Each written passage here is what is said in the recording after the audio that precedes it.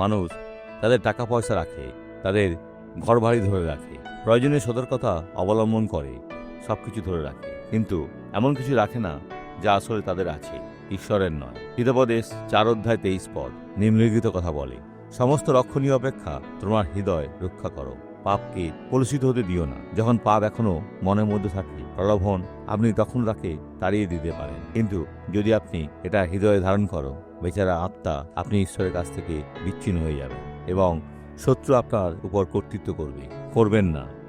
করুণা চান, বলুন, ঈশ্বর আমাকে সাহায্য করুন, আমি শয়তানের কবলে পড়তে চাই না, যে হত্যা, চুরি এবং ধ্বংস করতে এসেছিল। আমি তোমার ভালোবাসায় আচ্ছন্ন থাকতে চাই এবং তোমার স্বভাব দ্বারা আচ্ছন্ন থাকতে চাই। আমি তোমার ইচ্ছা মতো কাজ করতে চাই ঈশ্বর, এবং ঈশ্বর আপনাকে প্রচুর আশীর্বাদ করবেন। আমরা প্রার্থনা করি। পিতা, আমরা যা বলেছি আমরা চাই আমাদের সাথে তাই ঘটুক, অর্থাৎ আমরা যেন তোমার ভালোবাসায় আচ্ছন্ন হই, পবিত্র আত্মা দ্বারা, তোমার গুণাবলী দ্বারা এবং প্রেমময় দয়ার দ্বারা, যাতে আমরা আপনাকে সম্মান করতে পারি, আপনার ইচ্ছা মতো কাজ করতে পারি এবং মাথা উঁচু করে চলতে পারি। আর আমি নিশ্চিত তুমি এই ব্যক্তিকে আশীর্বাদ করবে, তুমি তাদের স্পর্শ করবে এবং সুস্থ করবে, তাদের উদ্ধার করবে।